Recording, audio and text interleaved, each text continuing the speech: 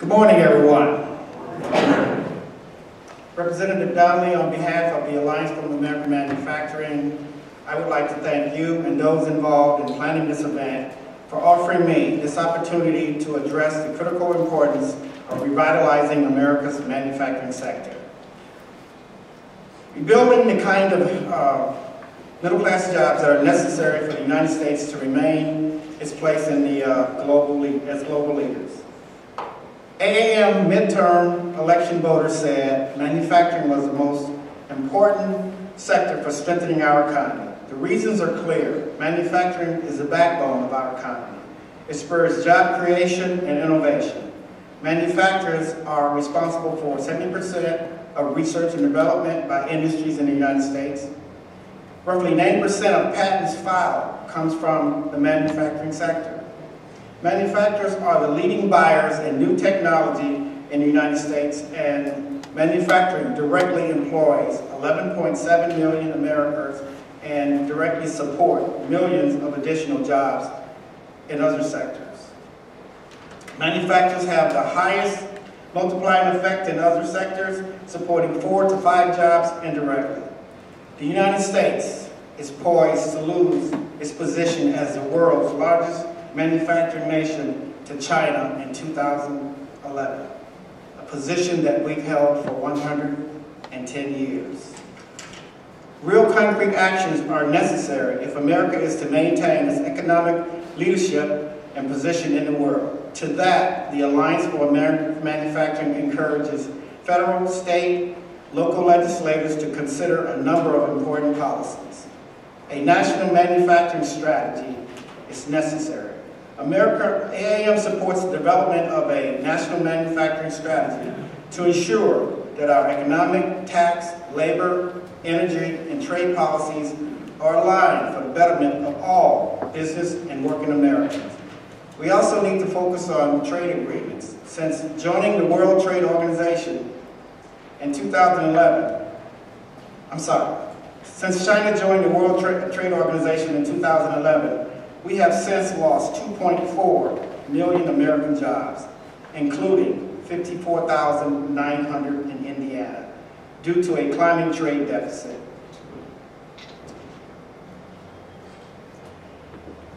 The U.S. alone has a record $273 billion trade imbalance with China, which accounts for 80% of our trade deficit. The Chinese government deliberately intervenes in its currency exchange rate market to gain unfair advantages over American-made goods. Economists estimate that the Chinese yuan is undervalued by 40%. The time for Congress to act is now. That is why the Alliance for American Manufacturing strongly supports H.R. 639, the Currency Reform Fair Trade Act, sponsored by Sandy Levitt and Tim Wright.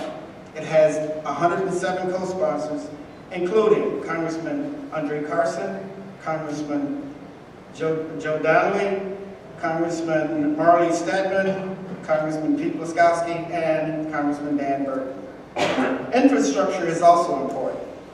We must invest into America's highways, transit, rail, shipping, and other infrastructure needs, which have gone unaddressed for too long.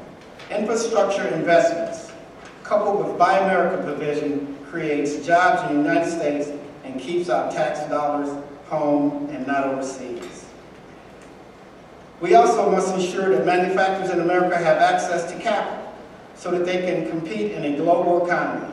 By expanding funding for Section 48C, advanced energy manufacturing tax credits, and dramatically boosting support and attention to industry energy efficiency improvements, Federal Reserve, Department of Treasury, and other public entities must take aggressive steps to open avenues so that funding at the rate that will be helpful to increase investments in plants, equipment, and people.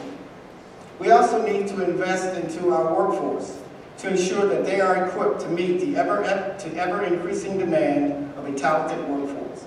We need to supply our producers with the engineering, technician, management, trade skills, and other specialties so that they can invent, commercialize, and run the high-tech facilities at the leading edge. Investing in people is every bit as critical as investing into infrastructure and a productive facility. In conclusion, there are a host of additional steps that we must take to realize the benefits of a global competitive manufacturing sector. We stand ready to work with you, members of Congress, on both sides of the aisle, and willing leaders in business, labor, and the community on these important issues. And together, we can keep it made in America. Thank you very much. Thank you, Congressman Donnelly, for this opportunity to be invited here for presenting this.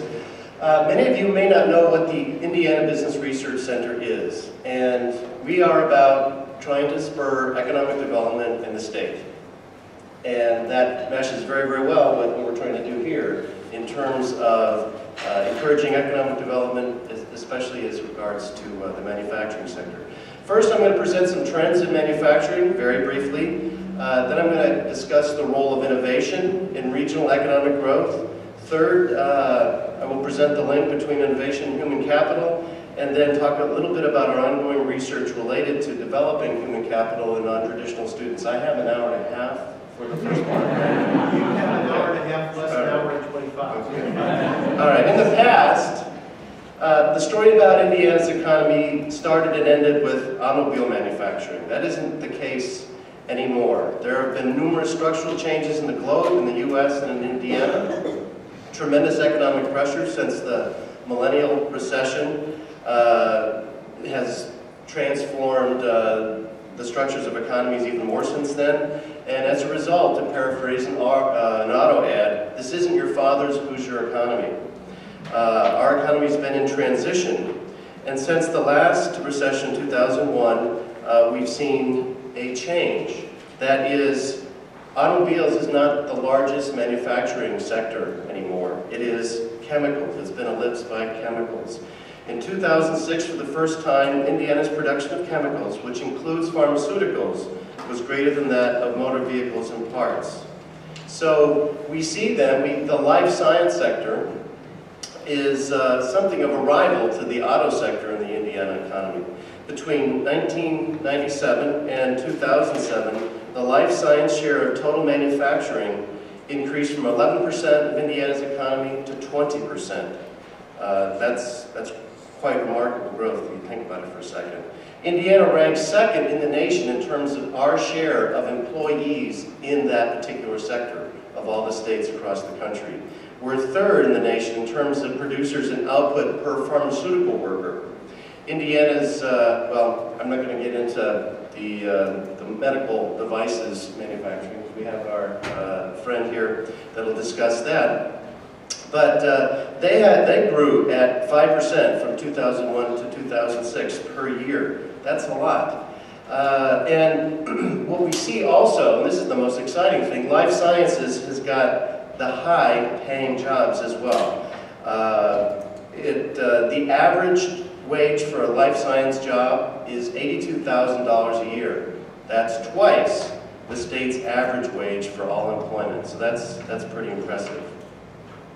As Michael mentioned, data from the National Science Foundation shows that manufacturing industries account for 70% of total research and development funding, and a majority of that goes into pharmaceuticals and chemical manufacturing. Now that's important as I segue to innovation, because innovation is often marked by investing in the future and investing in research and development. It becomes something of a holy grail for maybe even saving our entire economy. It's become something of a mantra for the president to talk in terms of innovation. But what is it? How do we measure it? And what does it matter in terms of economic outcomes? Well, the IBRC, I'm going to put a shameless plug in there. If you're interested in our innovation measure tool, simply go to StatsAmerica, all one word, .org, and it'll link you right there to our innovation tool.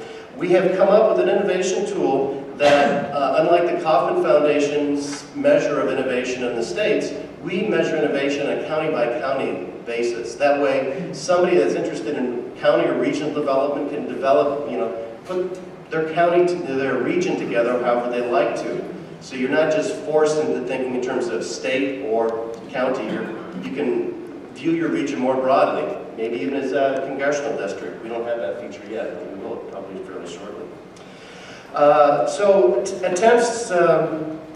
across 3,100 counties, Indiana has 2 that are in the top bracket. Kosciuszko, with its impressive concentration of medical device companies and innovators, and Hamilton County, with its impressive concentration of well-educated professionals.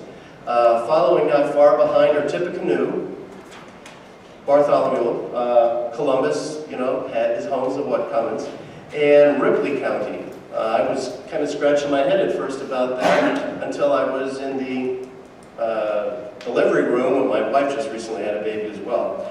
And there was Hill Rom. That was the bed that she was sitting on as she gave birth, all right? And why is it that that was considered an innovative county? Well, they have slews of patents. So they have a lot of research and development, a lot of innovation, a lot of patents, and that bodes well for their future. So a fundamental question that EIBRC had to answer when it came to innovation was, well, what is it? We define it as anything at all, an idea or an invention that translates into either lower cost or higher value added, you know, a higher price at the checkout. It can be incremental, like preventing breakage, you know, something as simple as better packaging. Or it can be transformational, think about desktop computer or the internet. We found that metropolitan and rural areas tend to have much, much different profiles in terms of their innovative structure. And that we would also see that going for the sort of low cost manufacturing is not the way to go for the future. Where people, regions, counties are going to compete is on brain power, education and skills. That's where that human capital component comes in. That is what is needed to create and sustain competitive advantages in the long run. And we have developed this tool, like I said, to assess a region's competitive advantages and weaknesses to help start that discussion. Some of the things that we discovered was that these factors seem to be indicators of innovation in an area and hence indicators of good county or regional performance. An increase in the mid-aged population, that is ages 25 to 44, they tend to be the most productive and most creative age bracket. Population ages 25 to 64 with some college or an associate's degree. Change in broadband density. Change in high-tech employment share. Also, we found that metros, that is, regions that are anchored by a large town, also tend to have better performance. We found those areas that have higher innovation scores also tend to have industries that provide higher wages and higher profits. Economists speak, it's higher value added. So higher value added industries are concentrated in metropolitan areas that have what? A higher innovation index. And we also found the converse, that is, metropolitan areas that had lower innovation scores tended to have industries that were of the lower value added. You might think, well, what's the difference between one versus another? Give me an example. An example of high value added industry, this held true in Indiana as well as across the country, would be in things like pharmaceutical and medicines, navigational measuring devices, commercial industrial machinery. Those were the higher value added ones. Those that were lower on that scale were things like dairy product manufacturing, animal slaughtering and processing, sawmills, things like that. So we see this relationship then in terms of innovation and higher wages, higher profits, higher growth. What do we do going forward? Because I think I'm probably past my time already. Oh, 2 more minutes, okay. Human capital is paramount. What we saw is those that had the highest innovation measures also had even higher human capital measures. And that is very, very important. So one of the things that we wanted to look at, and I think, is that we've got this thing called complete to compete. And I think this is a good idea on one front. That is, it's a process to develop measures that measure student progress from semester to semester, year to year, towards completion of an academic degree. It's good because it allows us early intervention policies to make sure students stay in their seats and actually get their degree. It increases the likelihood of successful completion, and it helps us determine the factors and influences that might hinder or promote desirable educational outcomes. The bad side about that is it assumes that the whole point of going to college or going to school is to get a degree. I would posit that just going into school would be a benefit to that individual. And we have replicated the study that was done by Washington State, the state of Washington. It's called the tipping point. At what point, how many academic hours at an Ivy Tech does it take before you start getting payoff in your, your paycheck? And what we found is we studied adult students, those that are 25 years or older, which not a lot, or I should say not enough, is known about them because they have, a completely different profile than your traditional student, right? The one that starts at, 18 or 19 right out of high school. Well, we found that those that completed 24 more hours in a place like Ivy Tech, compared to those that had 12 or less hours, made significantly more in terms of annual wages. Now, that's a good thing. And do we want to necessarily,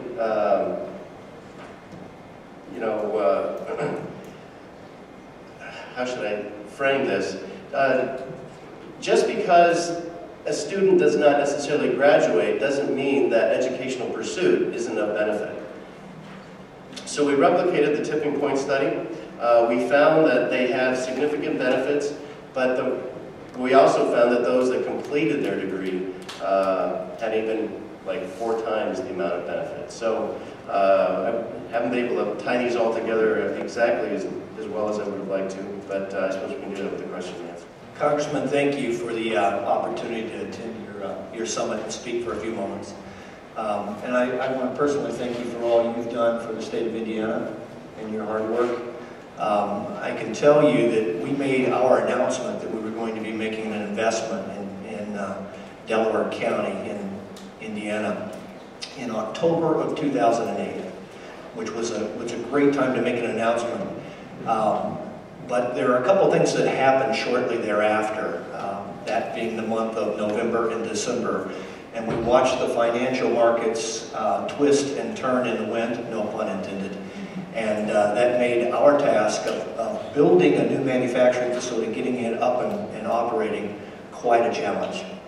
I want to also mention, Dr. Slapper, that I appreciate your comments regarding the pharmaceutical industry. My wife is a PhD pharmacology doc for Pfizer, so I found your remarks very encouraging. We made our announcement in October 2008 that we were going to be investing $53 million and hiring 450 people.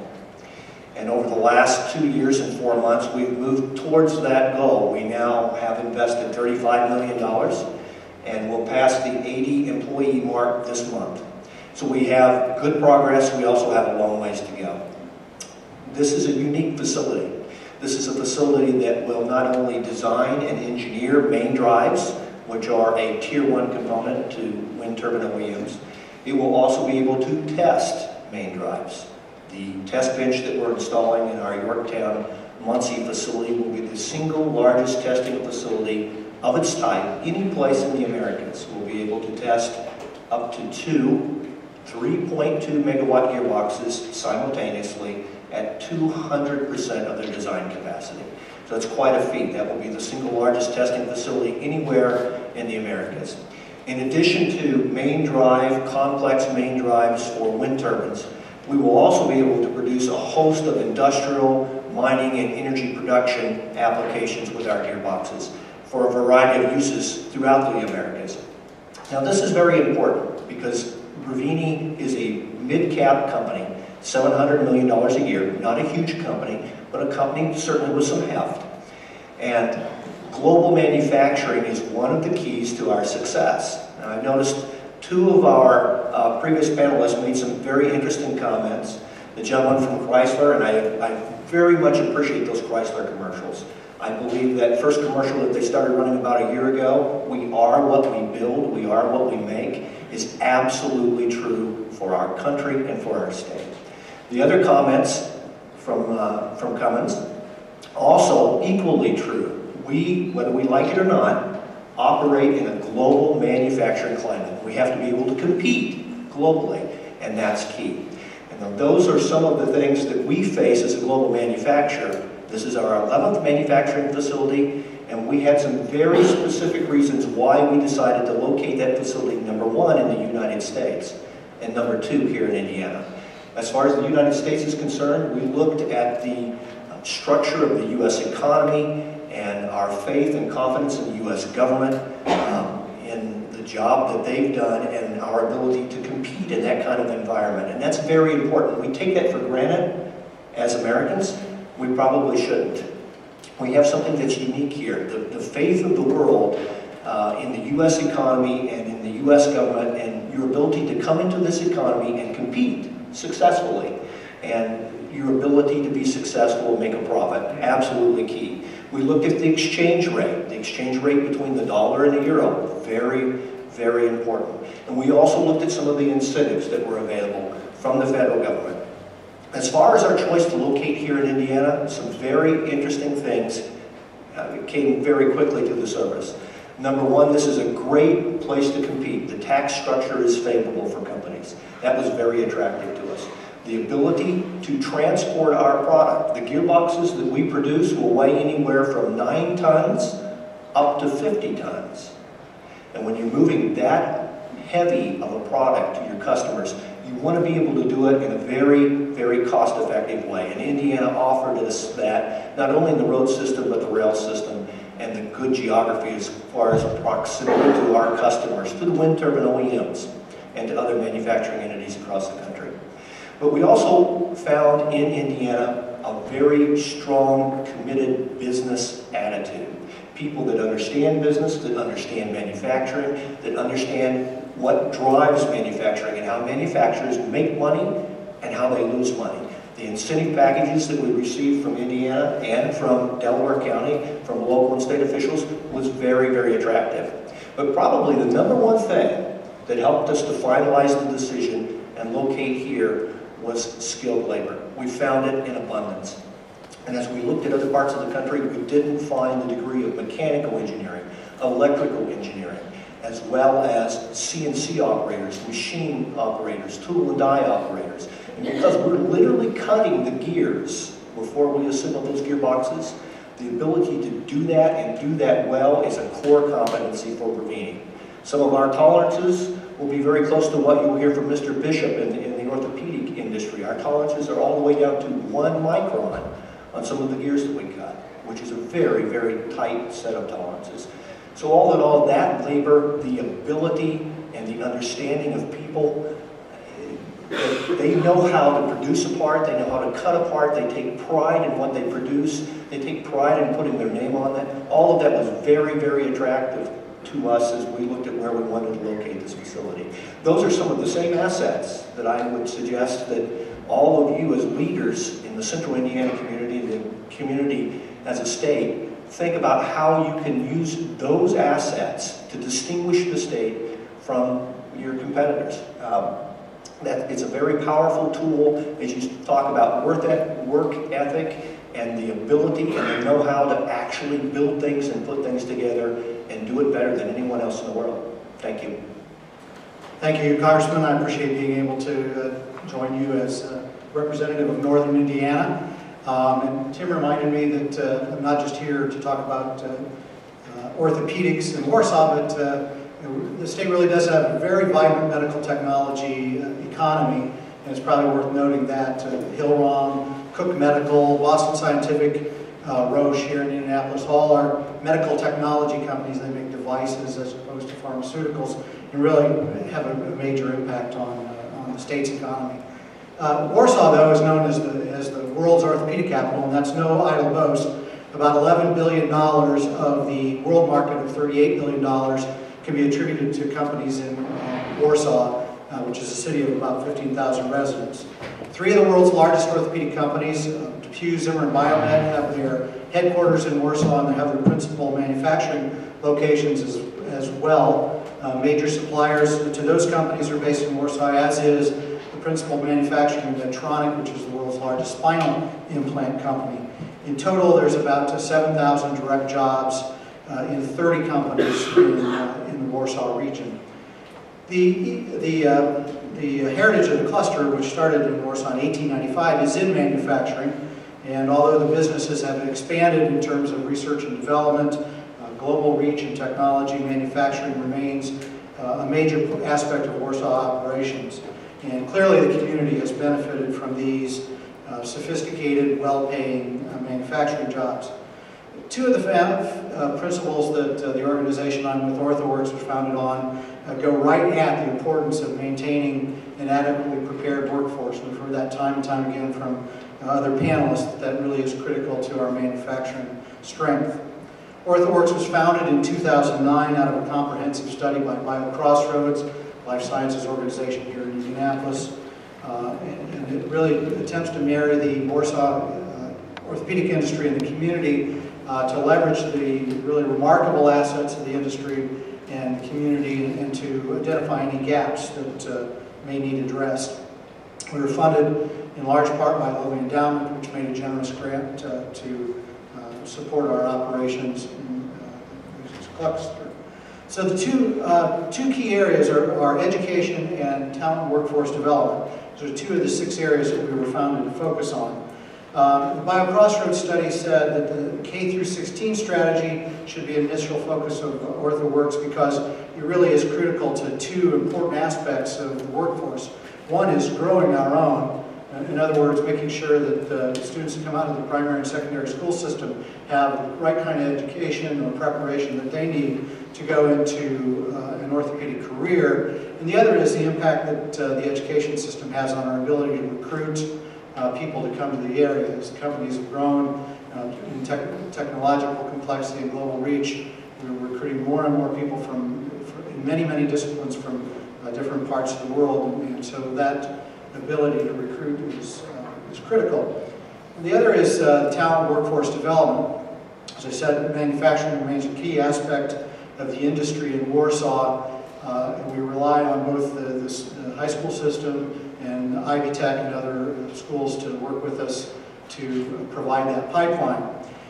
Ivy Tech does have in Warsaw an orthopedic and advanced manufacturing training center. It does a good job. We've actually got a dedicated team working with a dedicated team from Ivy Tech to make sure that that center is able to turn out graduates that are ability to walk into an orthopedic manufacturing environment and be effective from day one. And that's more than just the ability to run a complex manufacturing device. It goes to really a host of things you might not think of, regulatory quality requirements that are critical that those people need.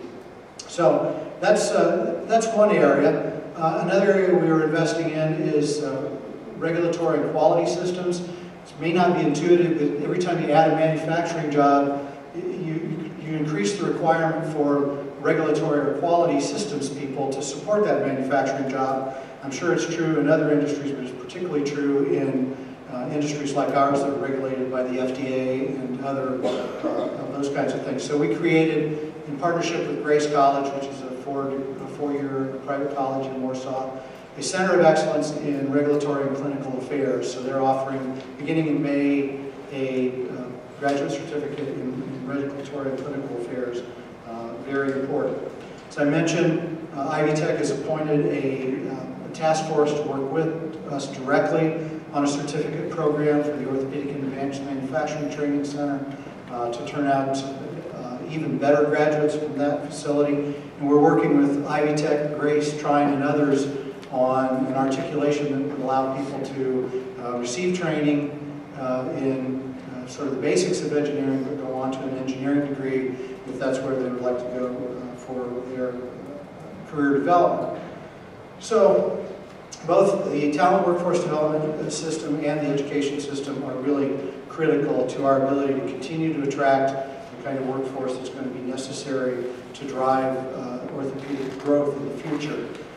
We've got great cooperation both from Ivy Tech and from the local school system. The superintendent there plans to use the results of an education study that we're financing to drive strategic planning for the school system in the future so that the schools really have a clear vision of what's ahead.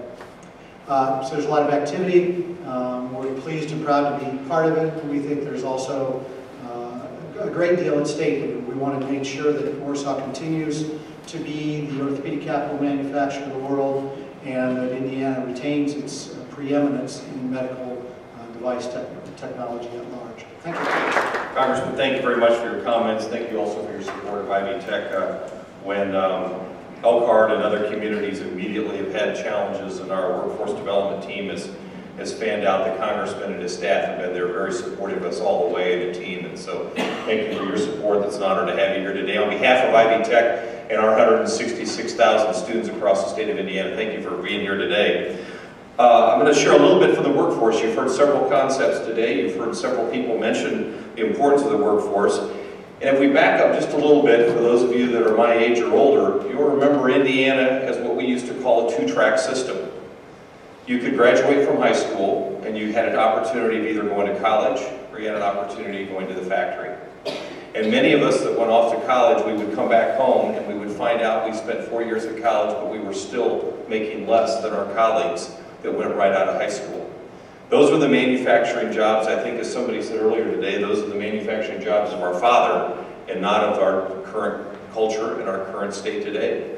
You need some kind of a skill. You can't go straight from high school anymore. And so we are still recovering from that two-track system. In 1984, when Korea started expanding and Korea started becoming a global player in advanced manufacturing, 14% of the people in South Korea had a college degree. Today they lead the nation, and 60% of the people in Korea either have a college degree, a certificate, or associate's degree. The United States, we're at 38%. Indiana, we're at 33%. We're going to be competitive for the future. We have to have a skilled workforce that can fill these advanced manufacturing jobs and can make Indiana and our country a leader. Well, Indiana has some challenges in front of it. We're 40th in per capita personal income. We have nearly 1 million Hoosier adults in this state that aren't prepared for the workforces that we have heard about from these folks in these last two panels.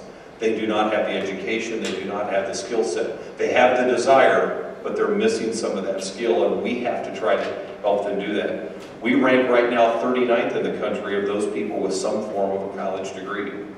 And with the slow growth of high school, we're not going to catch up unless we focus on some of the adults and unless we retrain many of these adults for the workforce.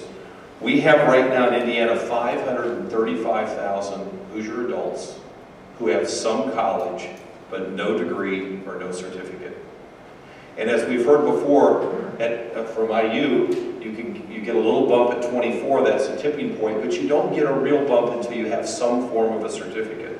So our challenge is to develop a skilled workforce for advanced manufacturing, for our bio, our life sciences, for IT, for logistics. President Obama presented a challenge for us as a nation. He said that the American Graduation Initiative, which the Congressman supports, we need to have the highest proportion of college graduates by 2020. We need 5 million more community college graduates if our country is going to continue to have the workforce that it needs for the future. Well, that's followed by the American Governors or National Governors Association. They have Compete to Complete. They said we need 8.2 million more college graduates, and the major focus again is adults. We see that in Indiana. How many of our adults currently have a job? They may not have a high skill, and they're great until the RV industry closes. What do we do next? We have to retrain them, and we have to prepare them. And additionally, Lumina, headquartered right here in Indianapolis, the largest foundation in the United States focused solely on education, says they've set a big goal, and for Indiana, we need another 6,454 graduates per year if we are going to obtain the education level that we need. Nationwide, that's another 877,000 people that need some form of training by 2025 if we're going to compete with countries like Korea. So where does that leave us today for Indiana? We need more associate degrees. We need more certifications, and we need these to be nationally portable certificates. So I can move from one advanced manufacturer to another advanced manufacturer, and those same skill sets are there. These need to be employer-driven. These need to be valued by the employers, and they need to be focused in on a career ladder so that we can have a series of lifelong learners, so that I can start in one job, maybe get a technical certificate, continue my education, move up the ladder in the company, and maybe get another certificate, an associate degree, and then continue on. Right now we're hearing from our employers, many of our advanced manufacturers, probably some of you in the room today, for every one person when they start a factory or when they start a business that it needs a bachelor's degree, I need 5 to as many as 10 that need an associate or a sub-baccalaureate certification. That's how we're going to continue to make Indiana the most competitive state in the country for this. So Congressman, thank you for being here.